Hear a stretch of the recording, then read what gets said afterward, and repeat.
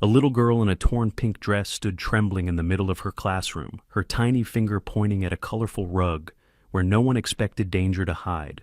Parents thought the daycare was safe, cheerful, full of laughter, but beneath the floorboards lay a tunnel that would horrify an entire town. What no adult saw, a retired K-9 sensed. With claws tearing through the rug, Atlas uncovered a truth darker than anyone dared imagine.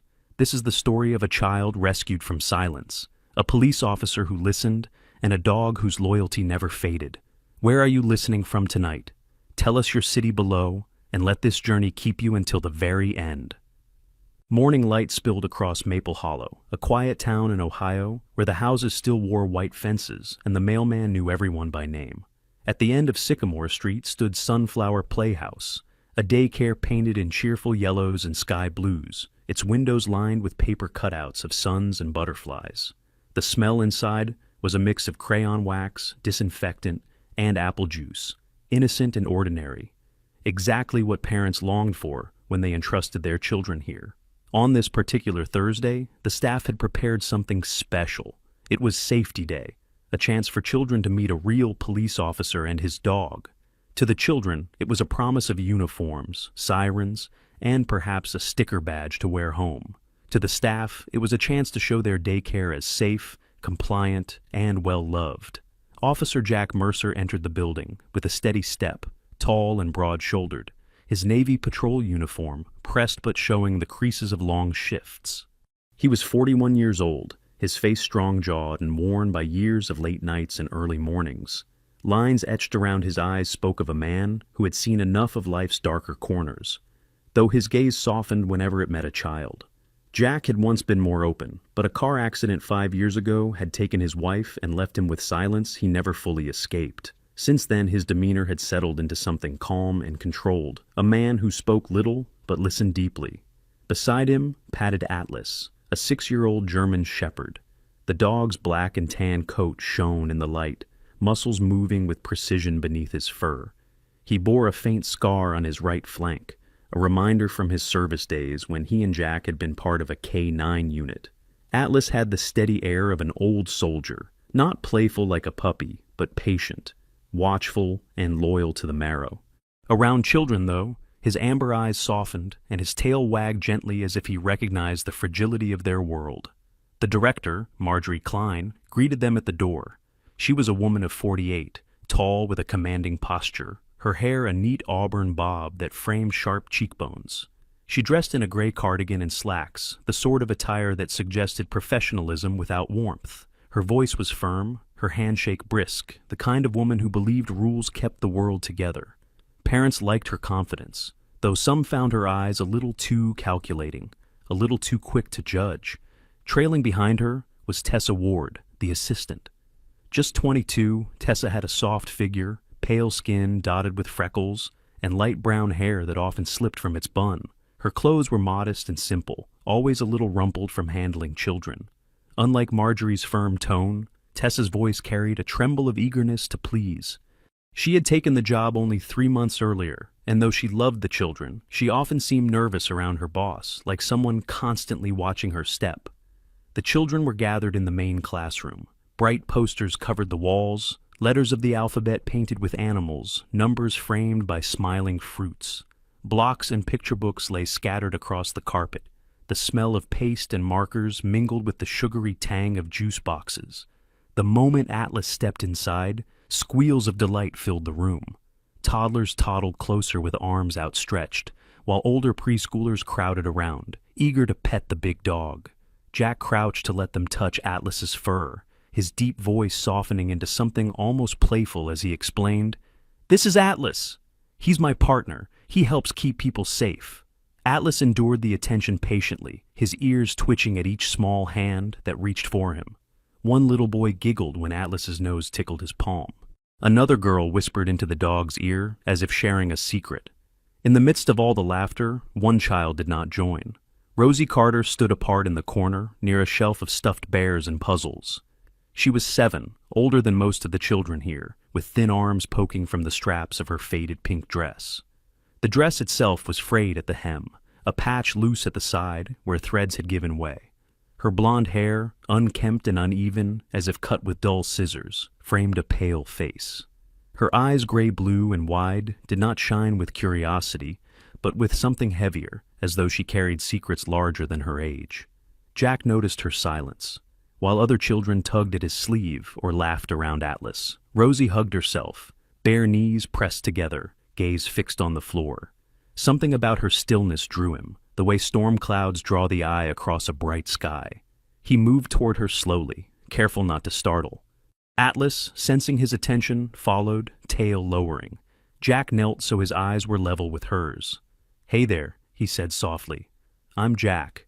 And this is Atlas. Would you like to say hello?" Rosie lifted her head, and her lips parted slightly, but no sound came.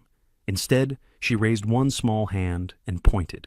Not at Jack, not at Atlas, but toward a corner of the classroom where a colorful foam rug lay across the floor. At first, Jack thought she was pointing at the toys stacked beside it, but her finger remained steady, her eyes fixed. Atlas lowered his head, ears pricked forward, and stepped toward the rug. He sniffed once, then again, harder, his chest expanding with sharp inhales. A low growl rumbled in his throat. The chatter of children dimmed. One by one, their giggles faded as they noticed the dog's shift in demeanor. Atlas's fur bristled, tail rigid, body leaning forward as though pulled by something beneath. He pawed once at the rug. Then, with sudden intensity, he began to dig claws raking against the surface, the sound harsh and metallic as it scraped laminate beneath the foam. "Atlas!" Jack tugged gently on the leash, surprised. In all his years with the shepherd, he had seen alerts like this only in war zones or during narcotics searches. Atlas didn't dig unless something mattered. The classroom froze. Tessa pressed a hand to her mouth, eyes wide. Marjorie frowned, her voice tight with irritation. "Officer Mercer, please, he's just excited." "We've had dogs here before. They always go for the snack closet." But Atlas ignored her. His body was taut with focus, ears pinned forward, nails clawing until the rug shifted slightly. Rosie stepped closer, whispering with urgency that only Jack heard. "Under there."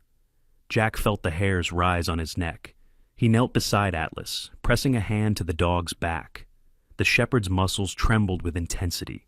His growl low but not aggressive and alert, pure and certain. Carefully, Jack reached for the edge of the rug. "Just a second," he murmured, half to Atlas, half to Rosie. The room held its breath. He lifted, the foam folded back, exposing not just scuffed laminate but a faint outline in the wood. A square no bigger than a crate. Someone had painted over it, but the edges were clear, the nails rusted flat with age. Jack tapped the panel with his knuckle. Hollow. The sound echoed, wrong in a place meant for naps and lullabies.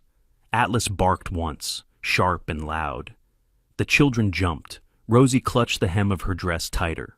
Marjorie's face drained of color for the first time. Jack's stomach dropped. What should have been the safest place in Maple Hollow now hid a secret beneath its cheerful floorboards. The sound echoed louder than expected, an empty hollow thud beneath the bright foam rug. It didn't belong in a classroom painted with finger-smudged suns and rainbows. Jack straightened slowly, eyes narrowing as Atlas growled again, a low vibration that rattled the quiet. The shepherd's tail was stiff, his body leaning forward, nose pressed to the seam, as though he could smell whatever lay beneath. "Atlas heel," Jack murmured, though his voice lacked conviction.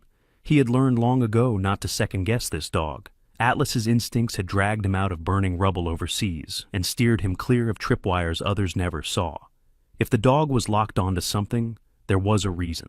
Marjorie Klein stepped forward, her heels clicking against the laminate. She carried herself with the same posture she used at parent meetings. Upright, hands clasped, an expression of brisk composure. Her auburn bob framed a face that had aged into sharpness, cheekbones cutting, lips pressed too thin. "It's nothing," she said with a strained laugh. "This floor has been patched more than once. Old buildings like this, things shift. It's probably uneven boards, maybe old glue." Her tone was firm, almost dismissive, but her eyes flicked too quickly to the children huddled near the wall. Jack caught the glance. He had spent years in interrogation rooms. He knew the sound of nervous laughter and the look of a person trying to corral a story before it ran away. Rosie tugged at his sleeve, her small hand, calloused at the fingertips, as if from too much time clutching things too tightly, pressed against his arm. She leaned closer, voice barely above a whisper. "They're down there," she said. Her breath shivered as she added, "My friends." They told me. Jack bent to meet her eyes, his brows knitting together. "Who told you, Rosie?" Her lips trembled. She didn't answer, but her finger returned to the square in the floor, certain, insistent. From the corner, Tessa Ward shifted her weight nervously. The young assistant's freckled face had gone pale, her brown hair escaping its bun and sticking to her damp forehead. Her hands twisted together, knuckles white. I heard something once," she blurted. Her voice wavered as all eyes turned to her. "When I was cleaning after hours. It was late, almost 8. Everyone had gone home. I thought—" She swallowed, shaking her head.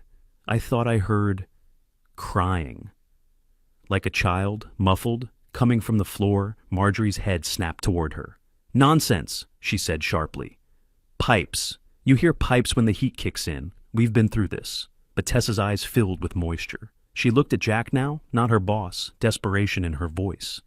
"Pipes don't sound like that. I've babysat since I was 12. I know the sound of a child crying." The classroom had gone quiet, save for the faint hum of the heating unit. The younger children pressed against the walls, some clinging to their teachers. One little boy rubbed his fists into his eyes, his lower lip trembling before a small cry escaped. That sound, fragile and high, set off a ripple. Other children began to cry, too, their confusion feeding each other like wildfire. Jack raised a hand gently, not to shush them, but to settle the adults. His voice was calm, the kind that came from years of breaking up street disputes without escalating them. "I need everyone to step back," he said. "Get the kids into the art room down the hall, away from this spot." A new teacher, someone Jack hadn't noticed before, appeared from the hallway. She was middle-aged, with round glasses perched on her nose and her brown hair pinned tightly in a bun. She had the weary look of someone who had spent too many mornings tying shoes and too many afternoons cleaning paint from tables. Her name tag read, Mrs. Evelyn Parker. "Officer, what's going on?" she asked, glancing nervously at the rug. "Just a precaution," Jack replied evenly. "Please, help move the children." Mrs. Parker nodded quickly. She was the sort of woman who never argued with authority. Her nature was cautious, pragmatic. She knelt and began shepherding the little ones toward the hallway, murmuring reassurances that didn't quite hide the tremor in her voice. Marjorie's voice rose again, sharper now, like a violin string pulled too tight. "Officer Mercer, you're alarming the children. This is highly inappropriate. We run a safe, compliant daycare. I won't have you—" Jack cut her off, his tone even but edged with steel. "Ma'am, I've worked with Atlas for 6 years. He doesn't make mistakes. I need you to step aside." For the first time, Marjorie faltered, her hands clenched and unclenched at her sides, her posture rigid, lips pressed together. Atlas growled again, digging his claws harder into the seam. The scraping of nails against wood was almost unbearable, a sound that sliced through the cries of children. It raised gooseflesh on the arms of everyone present. Jack reached for the radio on his shoulder. The static crackled before his voice cut through. "Dispatch, this is Officer Mercer. I've got a possible structural anomaly and K9 alert at Sunflower Playhouse. Requesting immediate backup and building inspection. Over." The response came swiftly, a calm female voice in his ear. "Copy that, Mercer. Sending units. ETA 10 minutes. He clicked the radio off and rose to his full height, his presence filling the room. "Until my team arrives, no one goes in or out of this classroom." "Clear?" Marjorie opened her mouth again, but this time no sound came. Her gaze darted to the square in the floor, then away, then back again, like someone staring at a wound they wished wasn't there. Rosie clung to Atlas now, her fingers curled into the thick fur at his neck. The dog allowed it, his stance unyielding, his eyes locked on the hidden panel as though waiting for it to move on its own. Tessa stood frozen near the bookshelf, her eyes brimming with tears. She whispered, almost to herself, "I knew it wasn't the pipes." Mrs. Parker ushered the last of the children out, herding them like ducklings down the hall. Their crying echoed, fading with distance. Only Rosie remained, pressed close to Atlas as though refusing to leave. The classroom fell into uneasy silence. The only sound was Atlas's claws dragging across the wood, steady and insistent, until with one sharp strike, a nail popped loose and rolled across the floor like a bullet casing. Jack exhaled slowly. The weight of the room pressed down on him, heavier than the uniform on his shoulders. Whatever was beneath that floor, it wasn't meant to be found. The sound of boots against linoleum carried a different weight when backup arrived. What had begun as a cheerful morning in a daycare now felt like the staging ground of a crime scene. Two uniformed officers stepped into the room first. The taller of the two was Officer Daniel Ruiz, a man in his late 30s with olive-toned skin and a neatly trimmed beard. He had the broad chest and square jaw of someone who had once boxed in his youth, yet his eyes dark, thoughtful, belonged to a father of three. A man who carried the fatigue of long shifts balanced with bedtime stories. Ruiz had a reputation for being steady, rarely rattled, and his presence gave Jack a brief sense of reassurance. His partner, Officer Kelly Monroe, was younger, maybe 26. She was wiry, with pale blonde hair pulled into a ponytail and freckles scattered across a sharp nose. Her blue eyes held the quick, restless energy of someone still proving herself in the force. She moved fast, scanning corners with intensity, eager but perhaps a little too green. Trailing them was a man in plain clothes, Carl Bennett, the building inspector. He was in his mid-50s, stocky around the middle, his gray hair receding, but his mustache kept meticulously trimmed. He wore suspenders over a collared shirt, the kind of uniform for men who believed in rules and codes. Carl had worked decades in construction before becoming an inspector, and it showed in the way he tapped the floor with his steel-toed boot, as if he could hear its secrets. His no-nonsense demeanor, however, was undercut by the way his brow furrowed at the tension in the room. Even he wasn't used to something like this in a daycare. Behind them came Claire Donnelly, a child welfare officer from the county. Claire was in her early 40s, a tall woman with dark brown skin and natural curls pulled back into a bun. She wore a navy blazer despite the warmth of the room, her posture professional and guarded. Years in social services had left her with a mixture of compassion and cynicism. Compassion for children, cynicism toward the adults who failed them. The weight of hundreds of cases hung in her eyes, yet she still greeted Rosie with a small, genuine smile before turning serious once more. Jack briefed them quickly, his voice clipped but steady. Atlas alerted to this spot. We pulled back the rug. There's a panel cut into the wood, hollow underneath. Carl grunted and knelt, running his hand along the seam. Not standard construction. Someone put this in later. Shoddy job, too. He reached into his tool bag and produced a crowbar, the metal gleaming under the fluorescent lights. Atlas watched with unwavering focus, ears sharp, amber eyes locked on the panel. The children had been moved down the hall, though their muffled cries still drifted back faintly. Rosie remained clinging to Tessa in the corner, her pink dress wrinkled in her fists. "Step back," Carl muttered. He jammed the crowbar beneath the panel and pressed down. The wood groaned, nails squealing as they pulled free. With a final crack, the square lifted, revealing a black opening. A sour, damp air rose from the hole, thick enough to sting the throat. Ruiz swore softly in Spanish, while Kelly covered her nose with her sleeve. Jack switched on his flashlight and leaned forward. The beam cut into the darkness, catching on dirt-smudged surfaces. It revealed a narrow drop into a low-ceilinged chamber. "Looks like a crawl space," he said. Carl shook his head. "Not a crawl space. Too deliberate. Someone hollowed this out on purpose." They lowered a ladder, and Jack descended first, flashlight in one hand, his other resting on Atlas's harness as the dog climbed down beside him with surprising ease. The chamber was no more than 6 feet deep, the walls lined with unfinished concrete that sweated moisture. The air was thick with mold, urine, and the sour tang of rot. Jack's light swept across the floor. His stomach tightened. There were small sleeping bags, faded and stained, laid out haphazardly. Empty juice boxes and applesauce cups clustered in a corner, their plastic rims coated in grime. A broken toy truck lay abandoned, one wheel missing. Near the far wall, his beam caught on a small wristband, the kind hospitals used. The ink had nearly faded, but letters remained. Eliae, 2021. Claire inhaled sharply when Jack handed it up to her. She cradled it carefully in her latex-gloved hands, her face set, but her eyes betraying pain. "This is a child's. Recently used," she whispered. Jack's beam climbed higher and landed on the walls. Scratches. Thin, jagged lines scored into the concrete, some high, some low, as if tiny hands had clawed in desperation. They stretched in chaotic patterns, overlapping like tangled threads.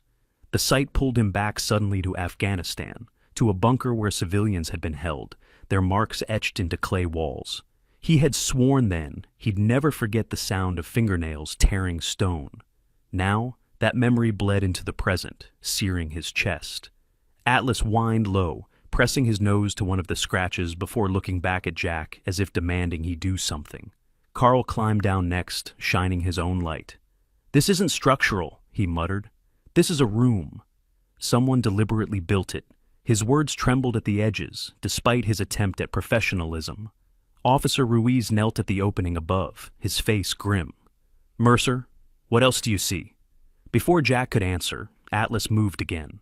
He padded toward the far side of the chamber, where the wall looked newer, smoother, fresh plaster. He sat down firmly, body tense, and stared at the surface. Jack recognized the signal immediately. Atlas didn't bark, didn't dig. He sat. A K9's trained alert posture. Something was behind that wall. Jack placed a hand on the dog's back. "Good boy." The silence in the room stretched long, broken only by the distant hum of fluorescent lights above. Then it came. Knock, knock. 2 faint taps from the other side of the wall. Every head turned. Ruiz froze, his eyes darting to Kelly. Claire covered her mouth with her hand, muffling a gasp. Even Carl stumbled back a step on the ladder. The sound had been small, hesitant, but unmistakable. Not pipes, not settling. Human. Jack's heart pounded in his ears. He raised his flashlight higher, eyes locked on the plaster wall. Rosie's whisper returned to him like a ghost. "They're down there." Above, the room was utterly still. No one dared breathe. The room above the crawl space had fallen into silence after the faint knocks. Jack's pulse raced, but his voice was steady when he spoke. "We're opening that wall." Now, Carl Bennett, the inspector, looked uneasy but pulled out a heavier chisel and hammer from his bag. "This isn't going to be easy," he muttered, beads of sweat on his brow despite the cool air. Claire Donnelly, the child welfare officer, crossed her arms tightly. She was tall, her broad shoulders filling the frame of the doorway, her sharp eyes fixed on the plaster wall. "If there's a child back there, speed is more important than neatness," she said flatly. Years of hearing excuses from abusers had stripped her of patience. Every second felt like a stolen life. Jack gestured toward Atlas. The German shepherd crouched low and tense, hackles raised. "He's sure. That means we don't wait." They moved quickly.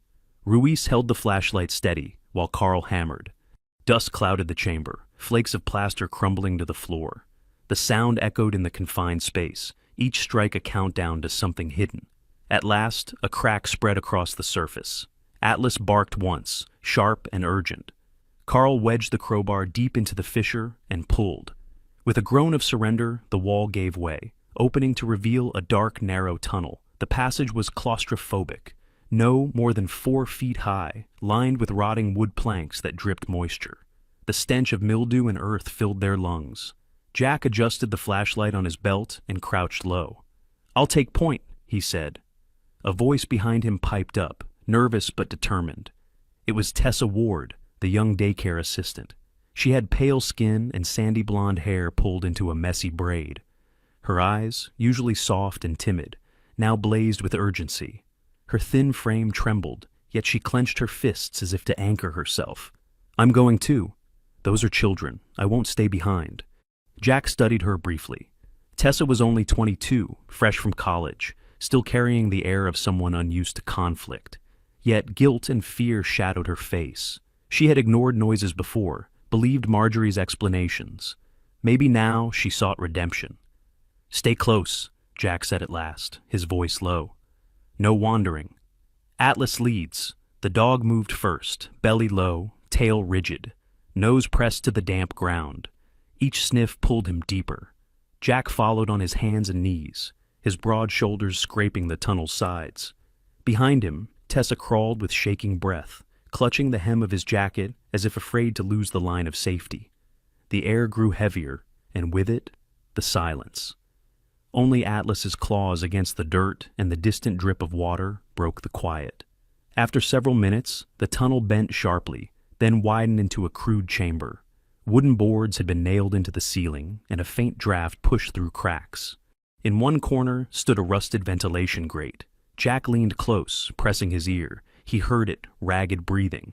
"Here," he whispered. Atlas whined, then pawed at the grate. Jack and Tessa worked together.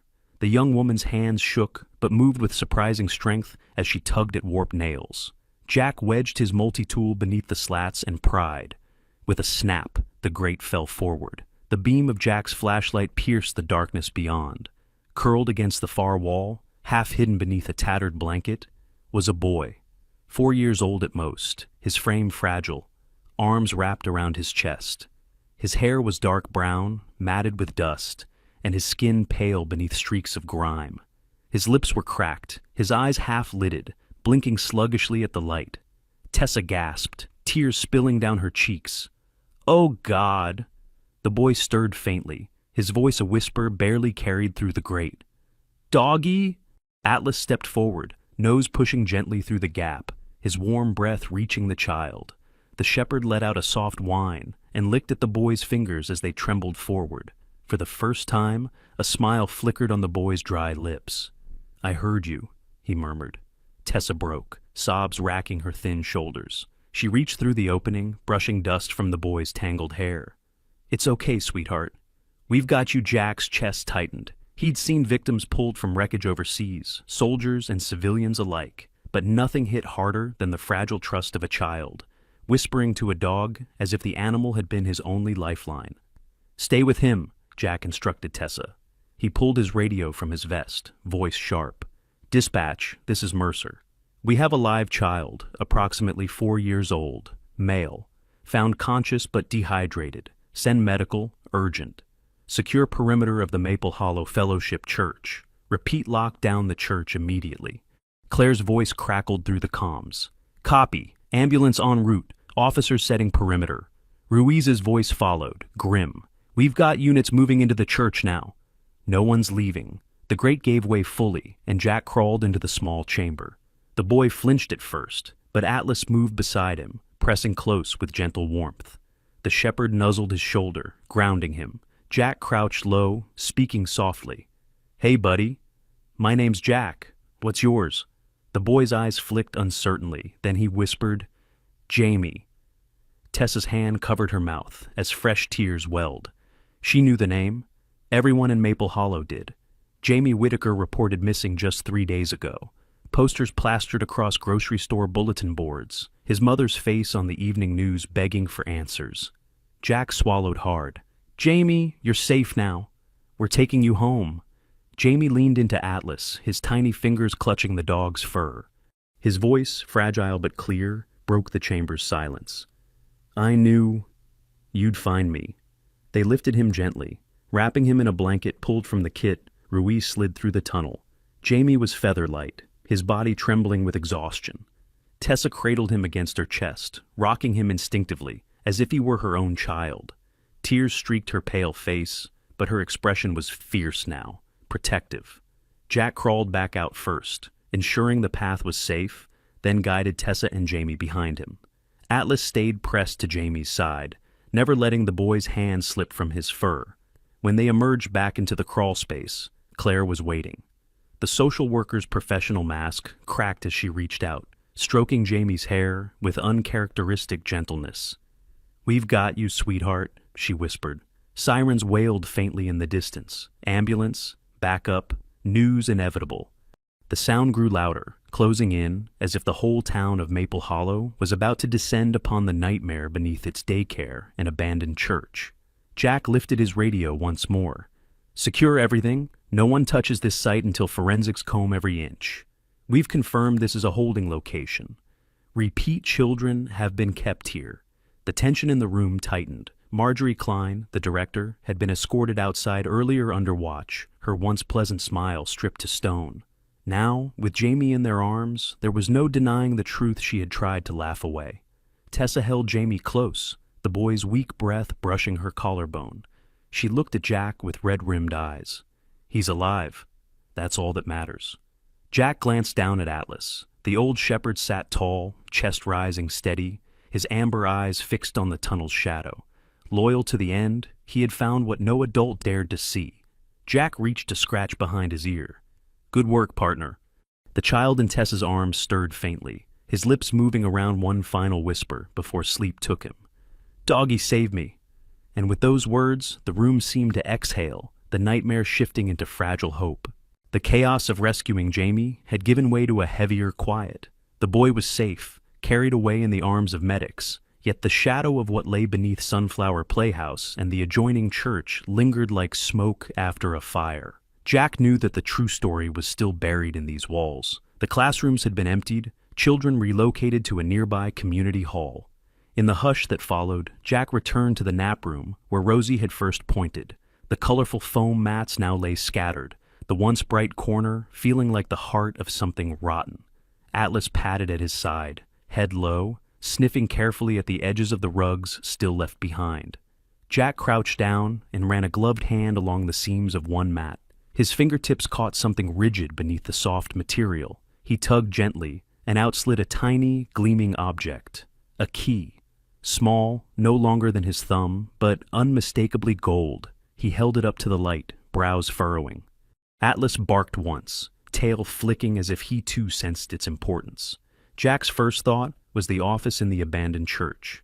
Earlier, the officers had only skimmed the surface, finding broken hymnals and dust-coated pews. But in the back was a locked steel cabinet that no one had yet forced open. Ruiz joined him in the corridor, his broad figure filling the space. "What have you got there?" "A key," Jack replied. "Gold-plated, maybe." Hidden under the rug, Ruiz exhaled slowly. "That's not something you misplace." They crossed into the church together. The building smelled of damp wood and mildew. Pews sagged in warped rows, and faded stained glass windows let in fractured beams of colored light. The air carried a hollow echo, like a place that had forgotten prayer. At the far end, in a side office lined with filing cabinets, the steel cabinet waited. Its dull gray surface bore scratches near the lock, as though someone had tried and failed to break in before. Jack knelt, slid the golden key into the lock, and twisted. With a metallic click, the door swung open. Inside were stacks of worn notebooks, thick and heavy, the pages yellowed at the edges. Jack lifted the top one and flipped it open. The handwriting inside was neat, almost obsessive. Dates, times, names, entries marked under the chilling title, Silence Discipline Logs. Each page recorded a child's name, followed by cryptic remarks. Failure to obey. Corrected in basement. Or cried too loud. Relocated. Tessa, standing nearby with trembling hands, covered her mouth. Her usually gentle face blanched white, eyes filling with tears. "God, these are children," she whispered. Claire Donnelly, the child welfare officer, stepped closer, her dark eyes scanning the entries with a controlled fury. Her tall frame seemed to shake with restrained anger. "These aren't just notes. This is a system, records of punishment, relocation, and disappearance." Jack flipped further. The names piled higher, many with marks beside them, transferred. Yet when compared to official daycare rosters, the transfers didn't exist. These children had vanished from paperwork as if they'd never been enrolled at all. Among the files, Jack found an envelope containing a deed of ownership. The paper was stamped with the name Harvest and Light LLC. His jaw tightened. The same company name appeared repeatedly in county property records. The daycare, the abandoned church, and even other unused lots around the town. Ruiz whistled low. "Looks like a shell company." Claire nodded sharply. "A front. They've been moving kids through properties disguised as community buildings." And then another document surfaced, a memorandum bearing the name of a man Jack recognized from Sunday photographs, still posted on old bulletin boards. Reverend Paul Whitaker. The Reverend had been in his 60s, a tall, gaunt man with thinning white hair and an austere face that once held an air of piety. But whispers in town said he'd grown harsher after his wife died a decade ago, his sermons full of fire and condemnation rather than grace. To his congregation, he had been intimidating more than inspiring, and here his name was tied directly to Harvest and Light LLC. They had no time to waste. Warrants were already circling. By afternoon, county deputies tracked Whitaker to a farm on the outskirts of Maple Hollow. The arrest was swift. He was found in a ramshackle barn, wearing a frayed flannel shirt and old jeans tucked into work boots. His face was weathered, hollowed, but his blue-gray eyes remained sharp with a fanatic gleam. When confronted, he did not shout, did not deny. It was worse. He smiled thinly, as though proud of a secret only he and God knew. Deputies cuffed him, their shoulders tense. Whitaker's muttered words, fragments of scripture twisted into something grotesque, sent shivers even down the spine of hardened officers. But Marjorie Klein, the daycare director, was another matter. She had slipped away during the commotion, her neat auburn bun unraveling as she sped across town in a silver sedan. Her pale face, usually painted with a professional smile, was drained now with raw panic. Jack received the call while still in the church office. Ruiz's voice was tight. "She's bolting." Headed west. They moved fast. Patrol cars blocked intersections, radios crackling with updates. Jack and Atlas waited near the main road leading out of town. The shepherd's ears twitched, his body rigid as the growl of an engine approached. Moments later, Marjorie's sedan tore around the bend. Her knuckles clenched white on the steering wheel, eyes darting desperately. She gunned the engine, hoping to slip past the blockade, but Atlas lunged forward, body a blur of muscle and instinct. The shepherd planted himself directly in the car's path, barking ferociously. The sudden sight jolted Marjorie. She slammed the brakes, the car screeching to a halt. Officers swarmed, pulling her from the driver's seat as she shrieked protests about innocence and misunderstanding. Jack moved in, steady and silent, placing cuffs around her wrists. Atlas stood beside him, chest heaving, amber eyes unblinking. His bark had stopped the escape before it began. The golden key had opened more than a cabinet. It had unlocked the truth, the files, the shell company, the arrest proof woven together by the instincts of a single dog and the courage of those who chose to listen. For the first time that day, Jack allowed himself a long breath. He looked down at Atlas, scratched the dog's ear, and whispered, "You did it again, partner." The shepherd wagged his tail once, the movement subtle but resolute, as though to say his job was far from finished. The days that followed the arrests carried a weight Maple Hollow had never known. For a town where mornings once meant the smell of coffee drifting from diners and children's chatter on bicycles, silence had fallen like a shadow. But slowly, that silence began to lift. The community center on Main Street, usually reserved for bake sales and town meetings, had been transformed into a refuge. Volunteers worked tirelessly, stacking boxes of donated clothes, fresh fruit, and blankets in the wide hall. Bright posters drawn by local school kids, sunflowers, rainbows, dogs with wagging tails, lined the walls to soften the ache of what had been uncovered. In the center of it all sat Rosie Carter, her small frame wrapped in a borrowed sweater. Her pink dress, once ragged and stained, had been gently washed, the fabric still frayed but clean. She perched nervously on a folding chair, her dark curls tangled but her eyes wide, scanning every doorway as if still afraid something might take her away again. And then the door opened. A woman rushed in, her coat half unbuttoned, her face streaked with tears. Marilyn Price, Rosie's mother, was in her early 30s, with auburn hair pulled into a messy knot. She was tall but thin, her cheekbones sharp from months of sleepless worry. Her eyes hazel flecked with green carried both desperation and love that had survived every rumor and false lead. The moment Rosie saw her, the little girl sprang from her chair, her small shoes slapping against the linoleum floor. "Mommy!" Marilyn fell to her knees, arms outstretched. They collided in an embrace so fierce it seemed to fold time itself, a reunion sealed with sobs and trembling laughter. Marilyn's hands cradled her daughter's face, as though she were porcelain, as though, if she let go even for a second, Rosie would disappear again. "You're safe, baby," Marilyn whispered, pressing her lips to Rosie's forehead. "You're safe now." The hall grew quiet, the hum of conversation fading, as every volunteer, officer, and neighbor paused to witness the moment. Tears weren't just Marilyn's. They welled in the eyes of strangers who had carried Rosie's missing poster in their pockets, who had prayed at night for a miracle. Jack Mercer stood near the back, his uniform still dusty from long hours. His broad shoulders carried the weariness of a man who had given everything to the job. But for the first time in years, his mouth curved into a genuine smile. It wasn't forced, not the thin smile he usually wore to reassure parents after a scare, but something deeper, something real. Children clustered around him, tugging at his sleeves. One boy with freckles handed him a piece of construction paper cut into a star, colored over with crayon. In shaky letters it read, "Police Hero." Another little girl pressed into his hand a badge drawn in marker, its uneven edges making it more precious than any metal one. Jack laughed, the sound rusty but warm. He crouched down, the lines around his blue-gray eyes softening. "Thank you, deputies," he said playfully. "I'll wear this with honor." It had been years since he laughed like that, since before the accident that took his daughter, Emily, in a car crash he could never forgive himself for. That grief had built walls inside him, but today, as children clung to him with crayons and cutouts, those walls cracked, letting light through.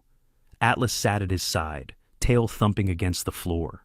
The German Shepherd had become more than a dog in those days. He had become a sentinel, a comforter, a hero wrapped in fur. 6 years old, his black and tan coat gleamed under the center's fluorescent lights, though his torn ear and faint scars whispered of a harder past. Every morning, Atlas carried a red rubber ball gently in his jaws. One by one, he would place it in front of the children. Rosie, Jamie, and others brought for care waiting patiently until they touched it or giggled. Only then would he trot to the next child, as if confirming they were present, alive, safe. Parents watched with tears in their eyes. To them, Atlas wasn't just an animal. He was a guardian spirit who had clawed through lies and walls to deliver their children back to them. Tessa Ward had been quieter in those first days, keeping to the side of the room. At 22, she looked younger, her sandy blonde hair pulled back, her pale cheeks often flushed with shame. She still carried the tremble of someone who had once been afraid to speak up.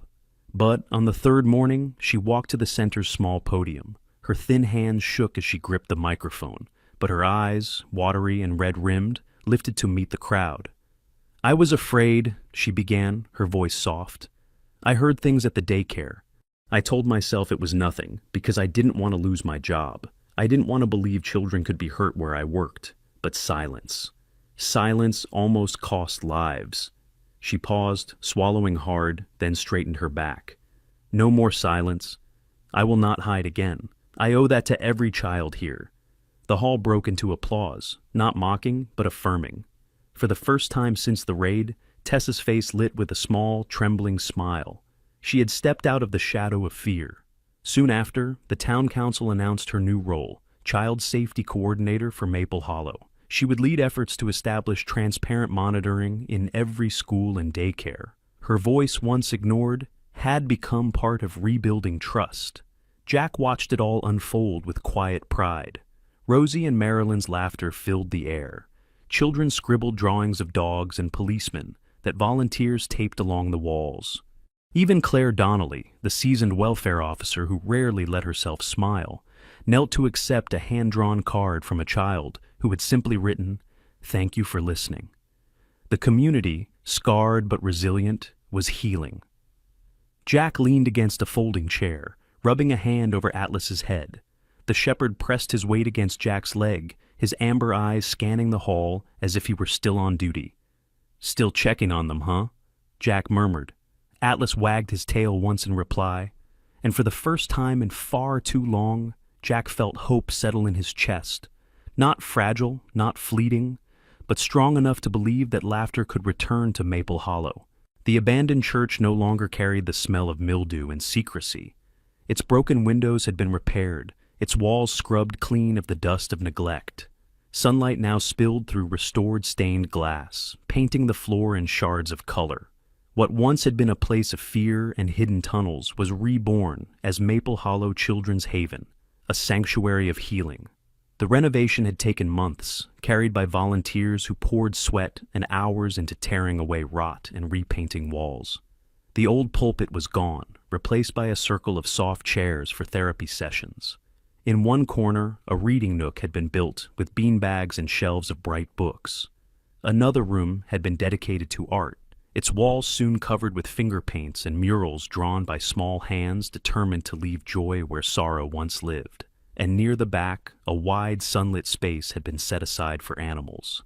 Cats lounged in play towers, rabbits nestled in straw pens, and in the center, Atlas sprawled with quiet authority, a red ball between his paws.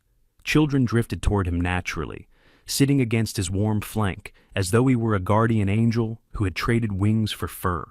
The day of the grand opening arrived in early spring, blossoms budding along the streets of Maple Hollow. The town gathered inside the new center, their voices a mix of pride and relief. For once, the whispers were not about what had been lost, but what had been rebuilt. At the front of the hall stood Mayor Ruth Callahan, a woman in her 50s with a sturdy build and salt and pepper hair cropped short. Her face, lined with years of public service, carried the kind of steady authority that had guided Maple Hollow through the storm. Today she wore a dark blazer with a sunflower pin on the lapel, her voice strong as she addressed the crowd.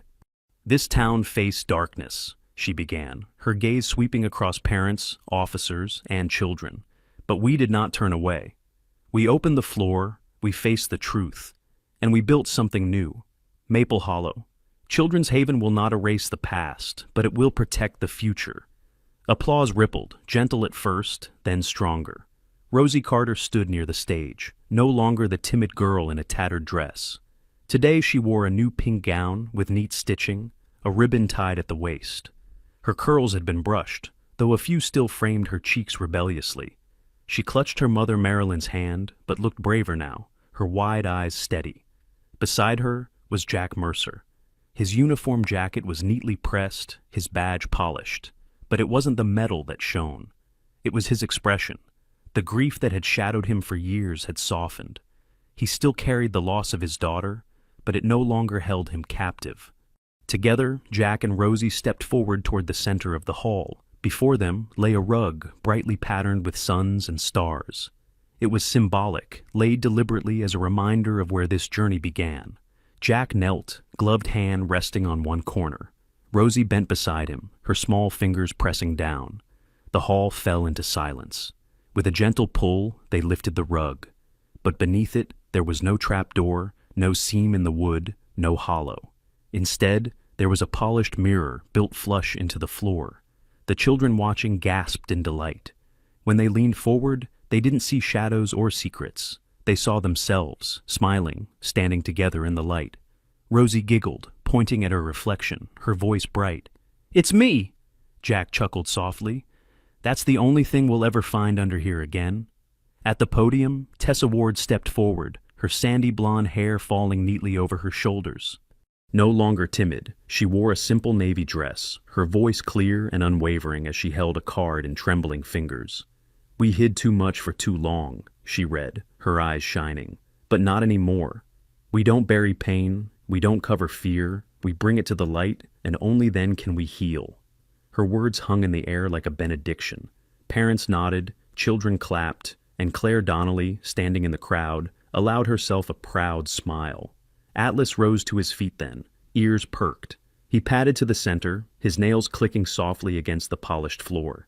Standing tall, the German shepherd looked out at the gathered crowd, amber eyes bright. He barked once, then again, sharp and clear. The sound rang through the hall, not a warning, but a celebration, an anthem of triumph. The children laughed, clapping their hands in rhythm with his voice. Rosie threw her arms around his neck, burying her face in his fur.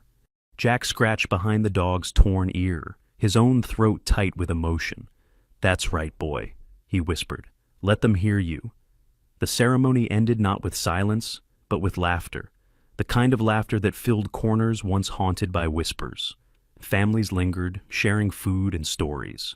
Children chased balloons across the hall, their giggles echoing against the high ceilings. Jack stood with Marilyn and Rosie near the entrance, talking quietly. Marilyn, with her auburn hair glinting under the lights, had grown into a pillar of calm strength.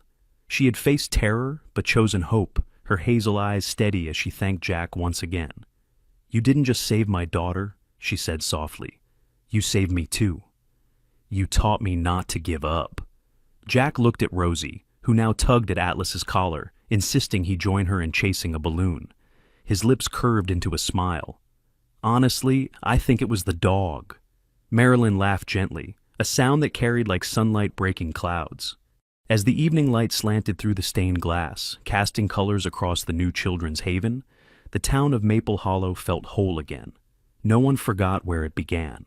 A little girl's trembling hand pointing at a rug, a dog refusing to stop scratching, and the courage of those who listened. But today, under the rug lay only reflections, only light, only the promise that the shadows had been driven away.